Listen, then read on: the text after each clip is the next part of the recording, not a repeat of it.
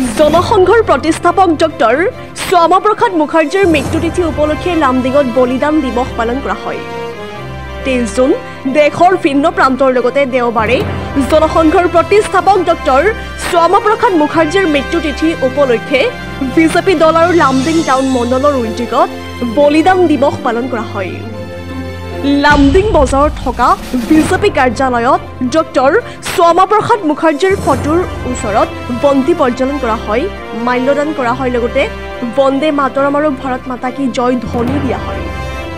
লামডিং সমষ্টিৰ বিধায়ক শিবু মিশ্ৰ ডক্টৰ শ্যামাপ্ৰসাদ মুখাৰ্জীৰ জীৱন দৰ্শন সন্দৰ্ভত ভাষণ প্ৰসংগত আলোকপাত কৰে।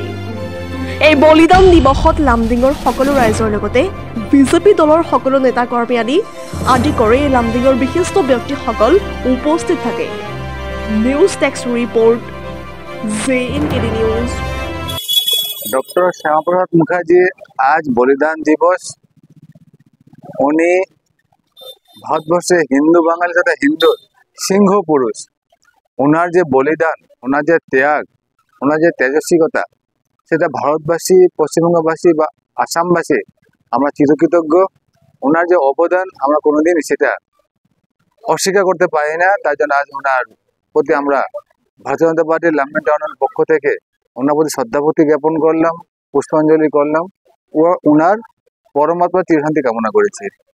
এটা একটা প্রক্রিয়া, কেবল দক্ষিণ লামডিং না, আজকে 23, 24, 25 আমাদের লামডিং 18টা গাঁও পঞ্চায়েত, 18টা গাঁও পঞ্চায়েতে আমার জানা মতে 17টা গাঁও পঞ্চায়েতে ভারতীয় জনতা পার্টি মিত্রজোট সভাপতি, উপসভাপতি গঠনের প্রক্রিয়া চলছে।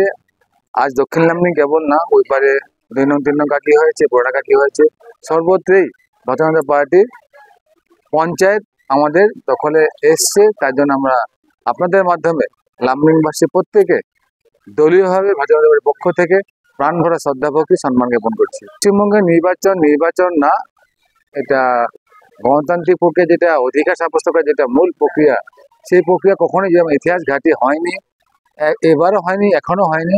তো পশ্চিমবঙ্গের উপনির্বাচন বলি বা নির্বাচন বলি, সেখানে মানে জয় পরাজয় কোনো মান্যতা রাখে না। তো আসছে দিনে নিশ্চয়ই জনগণ তার গণতান্ত্রিক প্রক্রিয়ায় প্রকৃতটা যেটা মূল্যায়ন করা উচিত, এটা তাদের মৌলিক অধিকার সাব্যস্ত করবে এবং আমাদের জয় হবে, সেটা নিশ্চিত।